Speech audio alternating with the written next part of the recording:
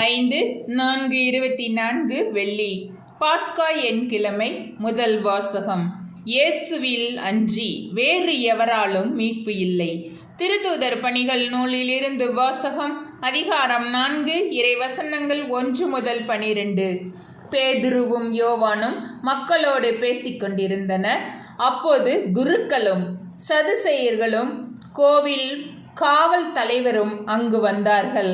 அவர்கள் மக்களுக்கு கற்பித்ததையும் இறந்தோர் இயேசுவின் மூலம் உயிர்த்தெழுவர் என்று அறிவித்ததையும் கண்டு எரிச்சல் அடைந்து அவர்களை கைது செய்தார்கள். ஏற்கனவே மாலையாகிவிட்டதால் மறுநாள் வரை காவலில் வைத்தார்கள். அவர்களுடைய வார்த்தைகளை கேட்ட பலரும் நம்பிக்கை கொண்டனர். இவ்வாறு நம்பிக்கை கொண்ட ஆண்களது எண்ணிக்கை ஏறக்குறைய 5000. மறுநாள் தலைவர்களும் மூப்பர்களும் மறைநூல் அறிஞர்களும் எருசலேமில் ஒன்று கூடினார்கள். அவர்களுடன் தலைமை குருவான அன்னாவும் கயபா, யோவான், அலெக்சாந்தர் ஆகியோரும் தலைமை குருவின் குடும்பத்தை சேர்ந்த அனைவரும் கூடியிருந்தார்கள்.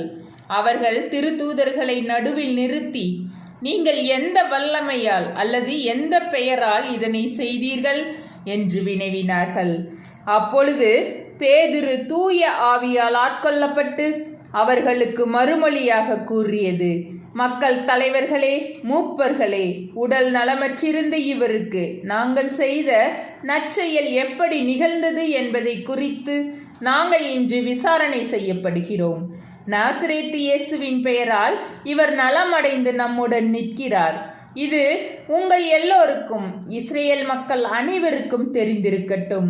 நீங்கள் இயேசுவை சிலுவையில் அறைந்தீர்கள், ஆனால் கடவுள் இறந்த அவரை உயிருடன் எழுப்பினார். இந்த இயேசுவை கட்டுகின்றவர்களாகிய உங்களால் இகழ்ந்து தள்ளப்பட்ட கல், ஆனால் முதன்மையான மூளைக்கல்லாக விளங்குகிறார். இவராலே அன்றி வேறு எவராலும் மீட்பு இல்லை.